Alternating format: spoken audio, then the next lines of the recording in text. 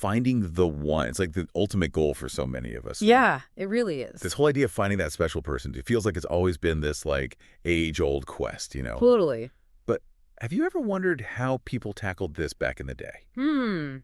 Interesting question. Like way back. Get this. Today we're diving into the book of Genesis to find out. No way, really? Genesis? Yeah, you heard that right. Genesis, for some ancient dating advice. I am intrigued. This is going to be good. So picture this. We're in Genesis chapter 24. Okay. We've got Abraham, a man known for his strong faith, and he wants to find a wife for his son Isaac. Okay. But here's the thing. This isn't just some quick swipe right situation. Right. Yeah. He is taking this seriously, like really seriously. Wow. How so?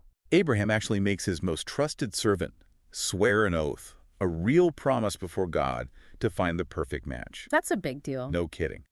This was not a decision made lightly.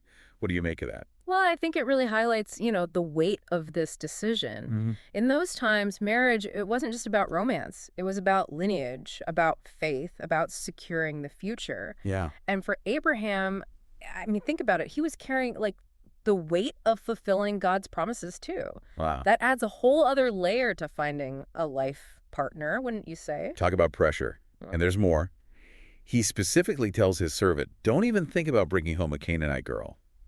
He's like, head back to my homeland and find someone from my people. Now, I don't know about you, but to me, that sounds a little picky. Yeah, I can see that. Like, was a change of scenery really necessary? Well, it might seem that way on the surface, but remember, we're talking about, like, a completely different time and culture. True. It wasn't really about the geography. It was about shared values, shared faith. Oh, okay. Abraham, he wanted someone who would uphold the beliefs and traditions he held dear. Someone who would, not only fit in with Isaac, but the entire family. So it's like he's saying, look, I built my whole life on these beliefs, and I need my son's partner to be on board with that, too. Exactly. Yeah. Which, I mean, makes sense in a way. But does this idea of shared values, like, does it still hold weight today? Especially in our, increasingly diverse world. Right. It really makes you think, doesn't it? It really does. It goes back to those, like, fundamental questions people are still asking today, What truly matters in a relationship? What forms that, like, solid foundation that can weather life's storms? Right. While the answers might look different now, those core questions remain surprisingly relevant. It's interesting, though, because, like, this story isn't just about the what of finding a partner, It's also about the how. It's not like Abraham just hands his servant a dating app and says, good luck. Right. Exactly. And that's where the story takes, I think, a really interesting turn. The commentary we're looking at, it actually points out how the servant, how he approaches this task, Yeah. He's not just like wandering around hoping to bump into, Mrs. Right. He's praying for guidance, but he's also like actively looking for those qualities that Abraham described. Yep. So it's like this two-pronged approach, right? It's faith and action working together. Huh. So he's not expecting a lightning bolt to strike and reveal the one, but he's also not just leaving it all up to chance. Exactly. Yeah. I don't know, that kind of resonates. Absolutely. And I think that balance, it's something we still grapple with today, right? Oh, yeah.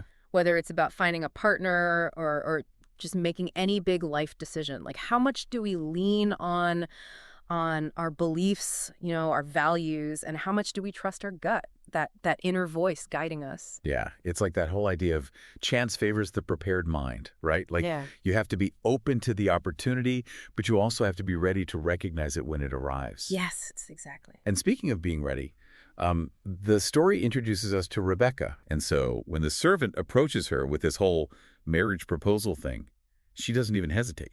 It's pretty amazing. Her answer, I will go. Just like that.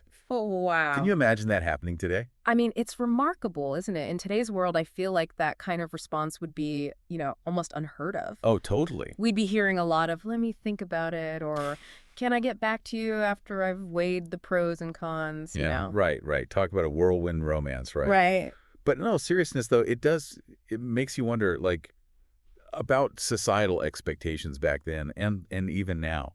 Like, was Rebecca truly empowered to make such a life-altering choice, or was it more about duty? Like fulfilling expectations. Right. And how much has that really changed? That's such an important question. And it prompts us, I think, to really consider what it truly means to be ready, for that kind of commitment. Yeah. Is it about fulfilling, those societal expectations, or is it something more personal, like a deeper sense of self-awareness and readiness to share your life with another person? It's like this ancient story is holding up a mirror to our own ideas about love and marriage and what it means to commit. Yeah. Like, are we looking at this through a modern lens, or are some things just universal? It's so true. And that's the beauty of these ancient texts, isn't it? Yeah. They spark these timeless questions. You know what really struck me about this whole story? What's that?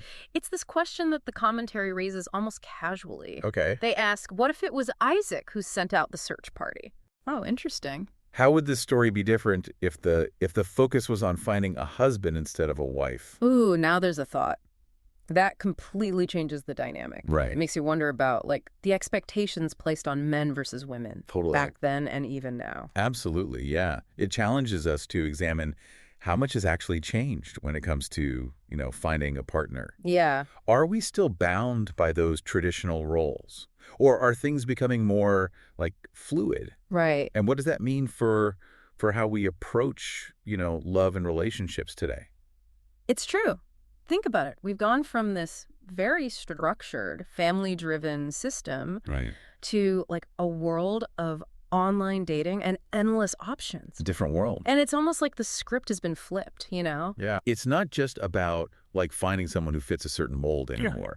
It's about finding someone who aligns with your values. Yeah. Your dreams, your own unique path. It's exciting. It's exciting and a little daunting, all at the same time. It is. It is. And I think it highlights how the search for a partner is also a journey of self-discovery. Oh. It's about, understanding yourself, your needs, your desires, so that you can better recognize those qualities in another person. Right. And I think that's a message that resonates, across generations. Totally.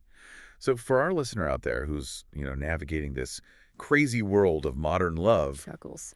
what wisdom can we glean from this ancient tale? Oh, that's a great question. What can they take away from this deep dive? I think it goes back to finding that balance between being true to yourself and being open to the unexpected. Yeah. It's about, knowing your values, Yeah. but also being open to someone who might challenge them in a good way. Oh, okay. Someone who inspires you to grow. It's like that old saying, opposites attract. But maybe it's more about finding someone who, compliments you. Yes. Brings out the best in you. Yes. Someone who makes the journey of love and life, richer, more meaningful. Beautifully said. Beautifully said. And sometimes, sometimes that journey might take you down, unexpected paths. Sure. Just like it did for Abraham's servant. Right. Keep your heart open, your mind engaged, and who knows what you might discover. So there you have it. Who knew a deep dive into Genesis would reveal such timeless truths about love and relationships? Right. It's a good reminder that some things, like the desire for connection, finding your person, well, they really do transcend time. And hey, if you're looking for a little ancient wisdom in this modern world, Struggles. you never know where you might find it. Maybe dust off that old book of Genesis. I love it. That's right. Thanks for diving in with us today. Until next time, keep exploring, keep those conversations going, and most importantly, keep seeking out your own unique happily ever after.